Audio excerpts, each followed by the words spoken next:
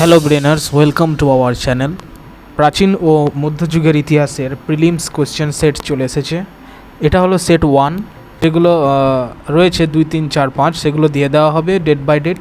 তো এটা হলো সেট 1, এবং যেটা অ্যানসিয়েন্ট অ্যান্ড মিডিভেল হিস্ট্রির ওপর, যেগুলো কম্পিটিটিভ এক্সামের ক্ষেত্রে খুবই ইম্পর্ট্যান্ট প্রশ্ন, সেই প্রশ্নগুলো চলে এসেছে। তো চলো আমরা সরাসরি বেশি দেরি না করে প্রথম প্রশ্নে চলে যাব। সবচেয়ে প্রাচীন মানব জীবাশ্ম কোথায় পাওয়া গেছে? তোমরা জানো এটার উত্তর হচ্ছে আফ্রিকাতে। নেক্সট প্রশ্ন দেখো যে প্রাচীনকালে জনবসতি আফ্রিকার পর কোথায় হয়েছিল? অ্যান্সার হবে ভারতবর্ষে। ভারতবর্ষের মানুষের আবির্ভাব কত বছর আগে? উত্তর হবে 14 লক্ষ বছর আগে। মানুষ পৃথিবীতে এসেছিল কোন যুগের শুরুর দিকে? এটা ইম্পর্ট্যান্ট প্রশ্ন। উত্তর হচ্ছে তুষার যুগের শুরুর দিকে। নেক্সট প্রশ্ন, প্যালিওলিথিকে প্যালিও শব্দের অর্থ কী আর লিথিক শব্দের অর্থ কী? সো প্যালিও শব্দের অর্থ হলো পুরাতন এবং লিথিক শব্দের অর্থ হলো প্রস্তর।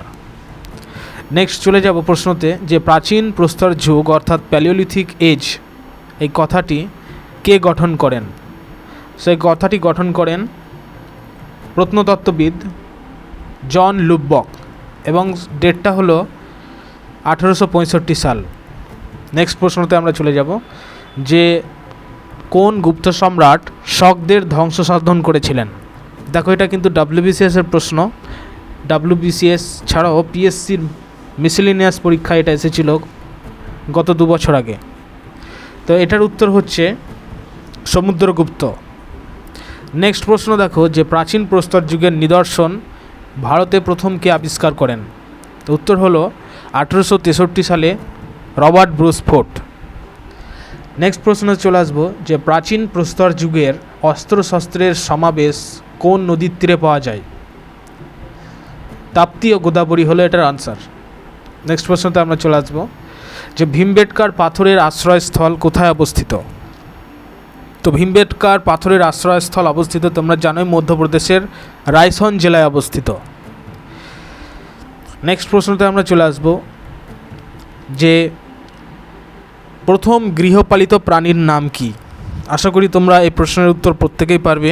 তো এর আনসার হলো কুকুর। নেক্সট প্রশ্ন 12 নম্বরে চলে আসবো। তার আগে বলে রাখি তোমরা যদি নতুন হয়ে থাকো অবশ্যই চ্যানেলটিকে সাবস্ক্রাইব করে রাখো, কারণ এইরকম related video, related suggestion, competitive exam based আগামী দিনে আসতে চলেছে। এটা শুধু সেট 1 নয়, সেট 10, 15 পর্যন্ত মেডিভেল হিস্ট্রিজ প্রশ্ন উত্তর আছে, থরলি তোমাদেরকে দিয়ে দেওয়া হবে।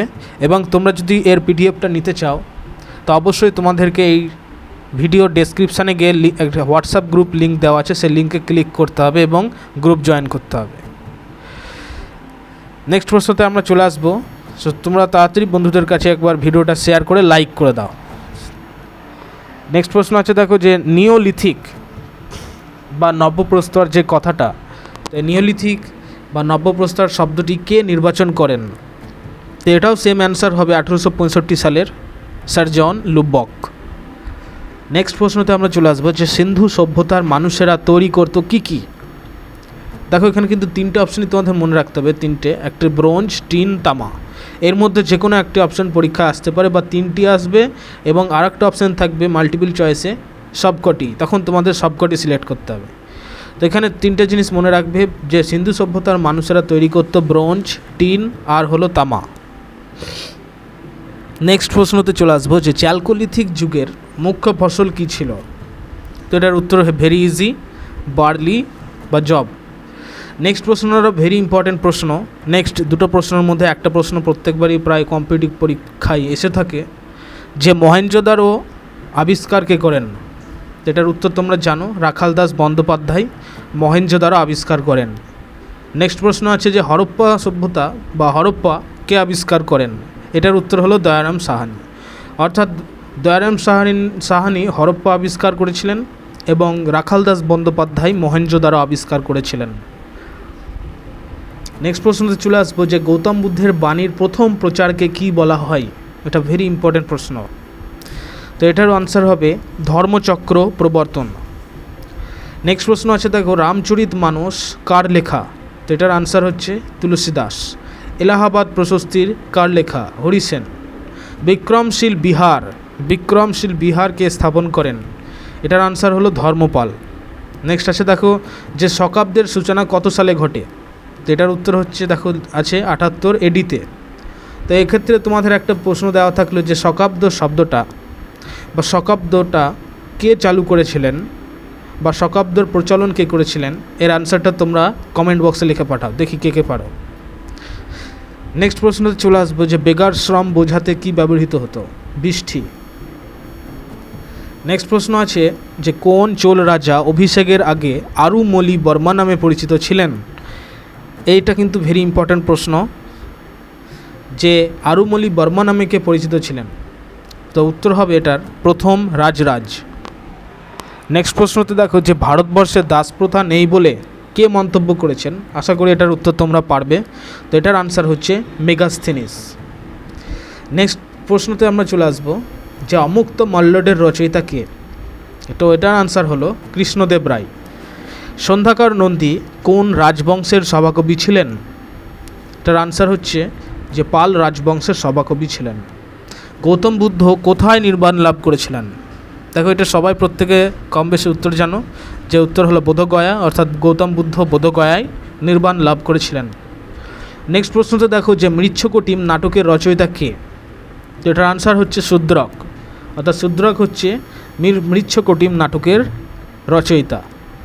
নেক্সট প্রশ্নটা ভেরি ইম্পর্ট্যান্ট প্রশ্ন, ম্যাক্সিমাম কম্পিটিটিভ এক্সামে এসেছিল, যে অশোকের লিপি বা ব্রাহ্মী লিপির পাঠোদ্ধার কে করেন?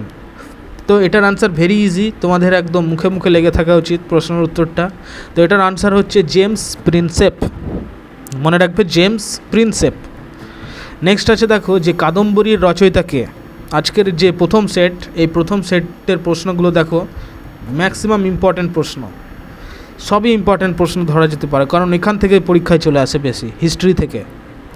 তো তোমরা যারা পিএসসি মিসেলেনিয়াস আছো বা তোমরা যারা ডাব্লিউবিসিএস নিয়ে পড়াশোনা করছো বা তোমরা যারা পিএসসি ক্লার্কশিপ হোক বা রেল গ্রুপ ডি হোক, সি হোক, সব ক্ষেত্রেই এই প্রশ্নগুলো ইম্পর্ট্যান্ট, ভেরি ইম্পর্ট্যান্ট। তো নেক্সট প্রশ্ন দেখো যে রাজতরঙ্গিনী গ্রন্থের রচয়িতা কে? তো এটার উত্তর হচ্ছে কলহন। কলহন হচ্ছে রাজতরঙ্গিনী। এক্ষেত্রে একটি বিষয় তোমাদের জেনে রাখা উচিত যে রাজতরঙ্গিনী গ্রন্থ থেকে আমরা কোন রাজ্যের মানে কোথাকার ইতিহাস জানতে পারি? তো এটার উত্তর হলো কাশ্মীরের ইতিহাস জানতে পারি। নেক্সট প্রশ্ন চলে আসবো যে বুদ্ধচরিত গ্রন্থটির রচয়িতা কে? তো এটার আনসার হচ্ছে অশ্বঘোষ। কে চন্দ্রগুপ্ত মৌর্যের সময় ভারতে এসেছিলেন? মেগাস্থেনিস। গৌতম বুদ্ধ তার বাণী প্রথম কোথায় প্রচার করেছিলেন? এটা জানি তোমরা পারবে যে সারনাথে প্রচার করেছিলেন। নেক্সট হচ্ছে দেখো গ্রিক লেখকদের রচনায় কাকে স্যান্ড্রোকোট্টস বলা হয়েছে? তো এটার আনসার হচ্ছে যে চন্দ্রগুপ্ত মৌর্যকে স্যান্ড্রোকোট্টস বলা হয়েছে। কিতাবুল হিন্দ গ্রন্থের রচয়িতা কে? তো এটার আনসার হলো অলবিরুনি হচ্ছে কিতাবুল হিন্দ গ্রন্থের রচয়িতা। কোন গুপ্ত শাসক হুন আক্রমণ প্রতিহত করেছিলেন? তো হচ্ছে স্কন্দগুপ্ত। হরপ্পার কোন অঞ্চল ধান চাষের সঙ্গে যুক্ত? উত্তর হলো লোথাল। কাদম্বরী গ্রন্থের রচয়িতা কে?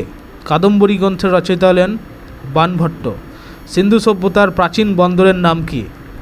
এই প্রশ্নটা ম্যাক্সিমাম পরীক্ষায় আসে এবং এটা গত পিএসসি ক্লার্কশিপ পরীক্ষায় এসেছিল যে সিন্ধু সভ্যতার সবচেয়ে প্রাচীন বন্দরের নাম কি? তো এটার আনসার ভেরি ইজি, সেটা হচ্ছে লোথাল।